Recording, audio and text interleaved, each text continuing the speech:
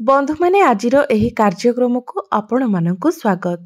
आजिर एही कार्यक्रमटी बिछा राशिर व्यक्ति विशेष मानक पई बहुत गुरुत्वपूर्ण अटे। आजिर एही भिडियो रे आमे माने जानिबा 2024 मसीहार अंतिम मास अर्थात डिसेंबर मासटी बिछा राशिर व्यक्ति विशेष मानक पई किपरि रहिबो। बिछा राशिर मासिक राशिफल उपरे आलोचना करिबा। बिछा राशिर व्यक्ति विशेष मानक पई किपरि रहिबो एही डिसेंबर मासटी से विषय रे विस्तार रूप में जानिबा।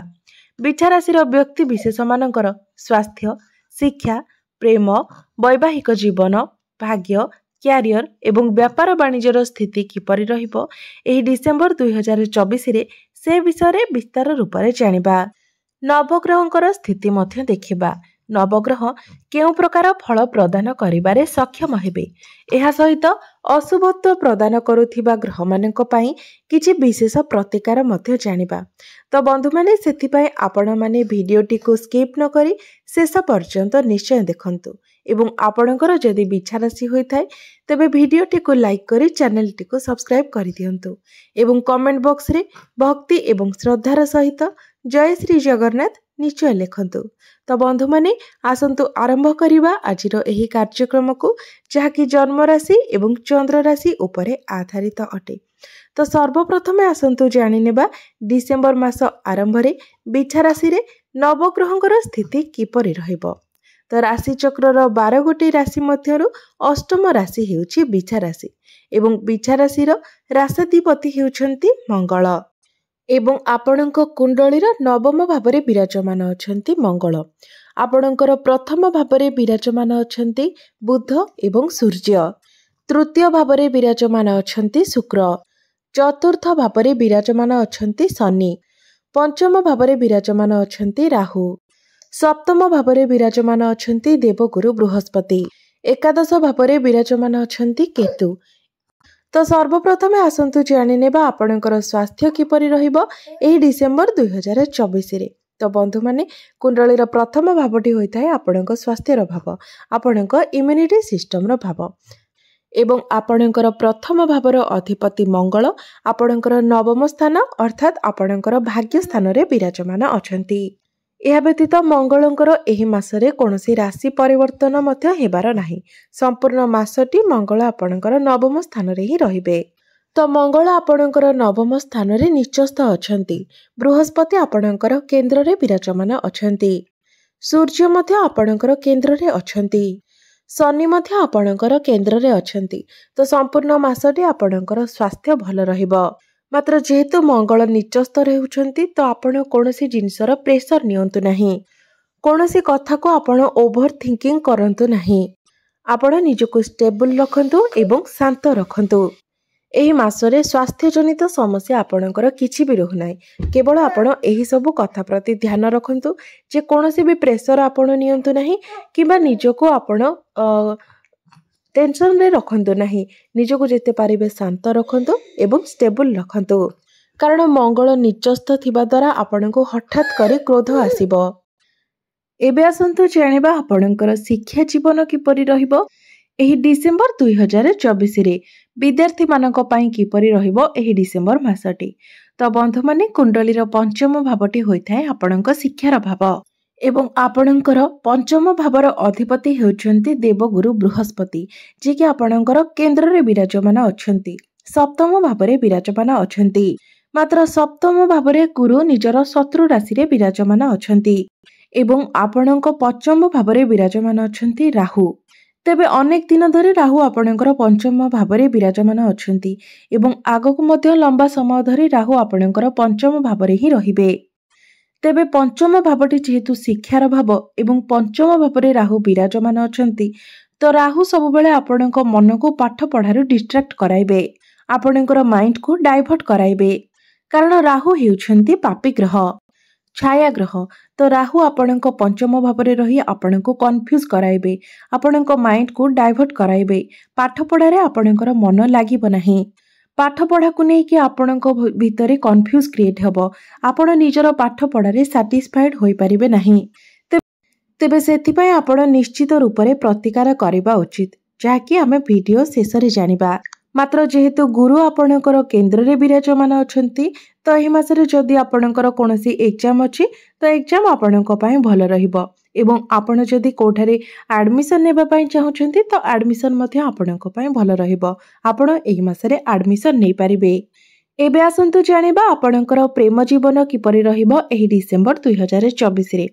तो बंधु माने कुंडलीर पंचम भावटी शिक्षार भाव हेबा सहित पंचम भावटी मध्य होइथाय प्रेम जीवनर भाव संतानर भाव।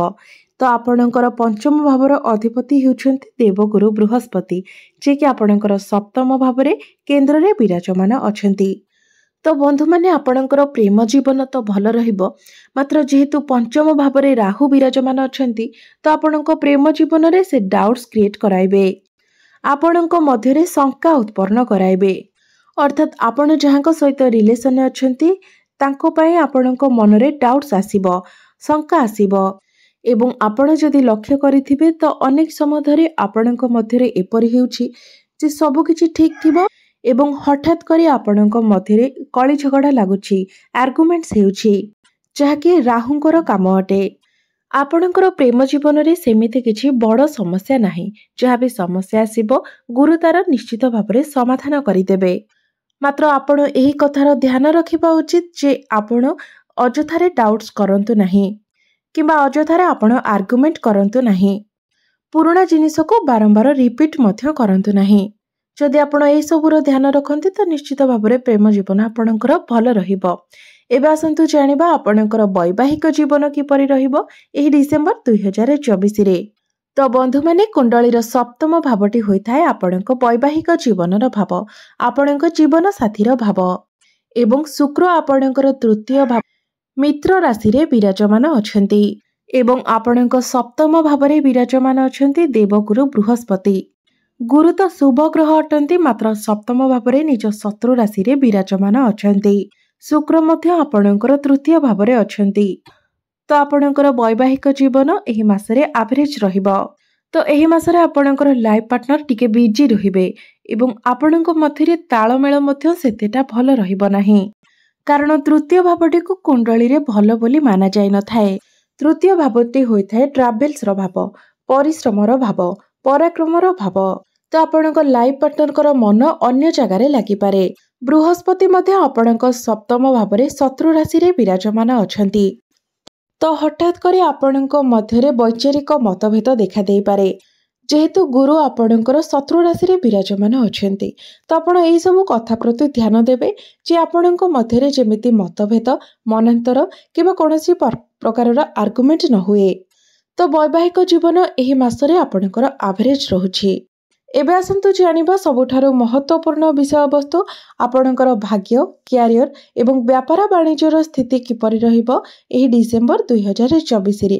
तो बंधु माने कुंडलीर नवम स्थानटी होइथाय आपणकर भाग्यर स्थान एवं आपणकर नवम भावर अधिपति हेउछन्ते चंद्रमा जे कि प्रति 2 दिन रे निजर राशि परिवर्तन करिथांती एवं आपणकर नवम भावरे विराजमान अछन्ते मंगल। मंगल हेउछन्ते आपणकर राशि स्वामी। मंगल त्रिकोण रे विराजमान अछन्ते मात्र नीचस्थ अछन्ते। सूर्य एवं शनिकर स्थिति मध्य भल रहिछि तो भाग्य एही मासरे आपणकर भल रहिबो।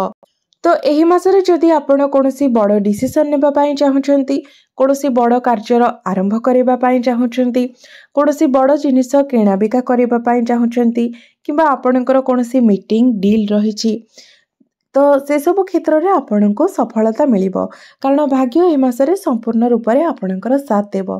आपण जदि कोनोसी बड़ इन्वेस्टमेंट करिबा पई चाहुछन्ती तेबे ताहा मते आपणक पई लाभदायी रहिबो कारण एही मासटी रे आपणकर भाग्य बहुत भल रहुछि। भाग्य सह जड़ित प्रत्येक कार्य आपण निर्द्वंद रे एही मासरे करि परिबे। एबे आसंतु जानिबा आपणकर क्यारियर किपरि रहिबो एही डिसेंबर 2024 रे। तो बंधु माने कुंडलीर दशम भावटी होइथाय आपणकर क्यारियर भाव कार्य क्षेत्रर भाव एवं आपणक चाकरीर भाव। आपणक दशम भावर अधिपति हेउछन्ते सूर्य जे कि प्रथम भावरे विराजमान अछन्ती एवं सूर्य आपणक प्रथम भावरे बुधंक सहित विराजमान अछन्ती। तो एही मासरे आपणक पई जहा भी काम आसीबो से सब काम गुडी को आपण परफेक्ट भावरे करि परिबे केहि भी आपणकर कमी बाहर करि परिबे नाही। ଯେହେତୁ ସୂର୍ଯ୍ୟ ଆପଣଙ୍କର ପ୍ରଥମ ଭାବରେ ବିରାଜମାନ ଅଛନ୍ତି। ମାତ୍ର ଆପଣ ନିଜ ହିସାବରେ କାମ କରିବାକୁ ପସନ୍ଦ କରିବେ ଏବଂ ଯଦି ଆପଣଙ୍କୁ କେହି କିଛି ପରାମର୍ଶ ଦିଅନ୍ତି ତ ଆପଣ ଇରିଟେଟ୍ ହେବେ ଏବଂ ବହୁତ ଜଲ୍ଦି ମଧ୍ୟ ଆପଣଙ୍କୁ କ୍ରୋଧ ଆସିବ। ଯେହେତୁ ସୂର୍ଯ୍ୟ ଆପଣଙ୍କର ପ୍ରଥମ ଭାବରେ ଅଛନ୍ତି ତ ଆପଣ ରାଜା ଭଳି ବ୍ୟବହାର କରିବେ ଏବଂ ନିଜକୁ ରାଜା ଭଳି ମନେ କରିବେ। ମାତ୍ର ଆମେ ଯଦି ଦେଖିବା ତ ଏହି ମାସରେ ଆପଣଙ୍କର କ୍ୟାରିୟର 90% ଭଲ ରହିବ ଏବଂ ଯଦି ଆପଣଙ୍କ ନିକଟରେ ଚାକିରି ନାହିଁ ଏବଂ ଚାକିରି ପାଇଁ ଆପଣ ପ୍ରିପେୟାର ହେଉଥିଲେ ତ ସମ୍ପୂର୍ଣ୍ଣ ମାସଟି ଆପଣଙ୍କୁ ସେଥିପାଇଁ ଭଲ ରହୁଛି। ଚାକିରି ପାଇଁ ଆପଣ ନିଜର ଚେଷ୍ଟା ଜାରି ରଖନ୍ତୁ। ଏହି ସମ୍ପୂର୍ଣ୍ଣ ମାସଟିରେ ସମ୍ଭାବନା ରହୁଛି ଯେ ଆପଣଙ୍କୁ ନିଶ୍ଚିତ ଭାବରେ ଚାକିରି ମିଳିଯାଇପାରେ କାରଣ 15 ତାରିଖ ପର୍ଯ୍ୟନ୍ତ ସୂର୍ଯ୍ୟ ଆପଣଙ୍କର ପ୍ରଥମ ଭାବରେ ରହୁଛନ୍ତି।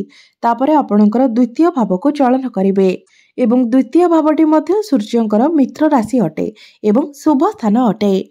ତ ନିଶ୍ଚିତ ଭାବରେ ଯଦି ଆପଣ ନିଜର ଚାକିରି ପାଇଁ ଚେଷ୍ଟାରତ ରୁହନ୍ତି ତ ନିଶ୍ଚିତ ଭାବରେ ଆପଣଙ୍କୁ ଚାକିରି ମିଳିଯାଇପାରେ। ତେବେ ଆପଣ କେବଳ ଧ୍ୟାନ ରଖିବେ ଯେ ଆପଣ ଅନ୍ୟମାନଙ୍କୁ ଯେମିତି ନିଚା ନ ଦେଖନ୍ତି ଏବଂ ନିଜକୁ ଷ୍ଟେବଲ କରିକି ରଖିବା ପାଇଁ ଚେଷ୍ଟା କରନ୍ତି। ଏବେ ଆସନ୍ତୁ ଜାଣିବା ଆପଣଙ୍କର ବ୍ୟାପାର ବାଣିଜ୍ୟର ସ୍ଥିତି କିପରି ରହିବ ଏହି ଡିସେମ୍ବର 2024ରେ। ତ ବ୍ୟାପାର ବାଣିଜ୍ୟ ଏହି ମାସରେ ଆପଣଙ୍କର ଭଲ ରହିବ। ବ୍ୟାପାର ବାଣିଜ୍ୟକୁ ନେଇକି ଆପଣଙ୍କୁ ଟିକେ ଅଧିକ ଟ୍ରାଭେଲ କରିବାକୁ ପଡ଼ିପାରେ। ବ୍ୟାପାର ବାଣିଜ୍ୟକୁ ନେଇକି ଆପଣଙ୍କ ମନରେ ନୂଆ ନୂଆ ଆଇଡିଆ ଆସିବ ଏବଂ ବିଜନେସରେ ଆପଣଙ୍କୁ ଟିକେ ଅଧିକ ପରିଶ୍ରମ ମଧ୍ୟ କରିବାକୁ ପଡ଼ିବ। ଆପଣଙ୍କୁ କାମ ତ ଟିକେ ଅଧିକ କରିବାକୁ ପଡ଼ିବ ମାତ୍ର ଲାଭ ମଧ୍ୟ ଆପଣଙ୍କୁ ଅଧିକ ମିଳିବ, ବେନିଫିଟ ଆପଣଙ୍କୁ ଅଧିକ ମିଳିବ କାରଣ ବ୍ୟାପାର ବାଣିଜ୍ୟର କାରକ ଗ୍ରହ ବୁଧଙ୍କର ସ୍ଥିତି ମଧ୍ୟ ବହୁତ ଭଲ ରହୁଛି। ବୁଧ ଆପଣଙ୍କର କେନ୍ଦ୍ରରେ ବିରାଜମାନ ଅଛନ୍ତି ତ ବ୍ୟାପାର ବାଣିଜ୍ୟରେ ଆପଣଙ୍କର ଉନ୍ନତି ହେବ ଏବଂ ଅଗ୍ରଗତି ମଧ୍ୟ ହେବ। ଆପଣ ନିଜର ବ୍ୟାପାର ବାଣିଜ୍ୟକୁ ଆଗକୁ ବଢ଼ାଇ ପାରିବେ ମାତ୍ର ଆପଣଙ୍କୁ ଟିକେ ପରିଶ୍ରମ ଅଧିକ କରିବାକୁ ପଡ଼ିବ। ତେବେ ଆସନ୍ତୁ ଜାଣିବା କିଛି ବିଶେଷ ପ୍ରତିକାର ବିଷୟରେ ଯେଉଁ ପ୍ରତିକାର ଗୁଡ଼ିକ କରିବା ଦ୍ୱାରା ଏହି ମାସରେ ଆସୁଥିବା ସମସ୍ୟା ଗୁଡ଼ିକର ସମାଧାନ ହୋଇପାରିବ ଏବଂ ଆପଣଙ୍କୁ ଅଧିକ ଶୁଭତ୍ୱ ପ୍ରାପ୍ତି ହୋଇପାରିବ। ତ ଆପଣ ସର୍ବପ୍ରଥମେ ପ୍ରତ୍ୟେକ ଦିନ ପକ୍ଷୀମାନଙ୍କୁ ଦାନା ପାଣି ଦିଅନ୍ତୁ ଯାହାକି ଆପଣଙ୍କ ପାଇଁ ବହୁତ ଜରୁରୀ ଅଟେ କାରଣ ରାହୁ ଆପଣଙ୍କର ପଞ୍ଚମ ଭାବରେ ବିରାଜମାନ ଅଛନ୍ତି। ତ ରାହୁଙ୍କର ପ୍ରତିକାର ସ୍ୱରୂପ ଆପଣ ପ୍ରତ୍ୟେକ ଦିନ ପକ୍ଷୀମାନଙ୍କୁ ଖାଦ୍ୟ ଏବଂ ପାଣି ଦିଅନ୍ତୁ ଏବଂ ଶୁକ୍ର ମଧ୍ୟ ଯେହେତୁ ଆପଣଙ୍କର ଏହି ମାସରେ ଦୁର୍ବଳ ରହୁଛନ୍ତି ତ ପ୍ରତ୍ୟେକ ଦିନ ଆପଣ ଶୁକ୍ରଙ୍କର ବୀଜ ମନ୍ତ୍ରର ଜପ କରନ୍ତୁ ଯାହା ଆପଣଙ୍କର ବୈବାହିକ ଜୀବନ ଏବଂ ସମ୍ପର୍କ ପାଇଁ ବହୁତ ଜରୁରୀ ଅଟେ। ଏହା ସହିତ ପ୍ରତ୍ୟେକ ଦିନ ଆପଣ ହନୁମାନ ଚାଳିଶାର ପାଠ କରିବା ସହିତ ପ୍ରତ୍ୟେକ ଦିନ ଆପଣ ଉଦିତ ସୂର୍ଯ୍ୟଙ୍କୁ ତମ୍ବା ପାତ୍ରରେ ଜଳାର୍ଘ୍ୟ ମଧ୍ୟ ଅର୍ପଣ କରନ୍ତୁ। ଆପଣଙ୍କର ସମସ୍ତ ଅଶୁଭତ୍ୱ ଦୂର ହୋଇ ଆପଣଙ୍କୁ ଶୁଭତ୍ୱ ପ୍ରାପ୍ତି ହେବ। ତ ବନ୍ଧୁମାନେ ଆପଣଙ୍କର ଜୀବନ ମଙ୍ଗଳମୟ ହେଉ ଏହା ହିଁ ଈଶ୍ୱରଙ୍କ ନିକଟରେ ମୋର ପ୍ରାର୍ଥନା। ଧନ୍ୟବାଦ।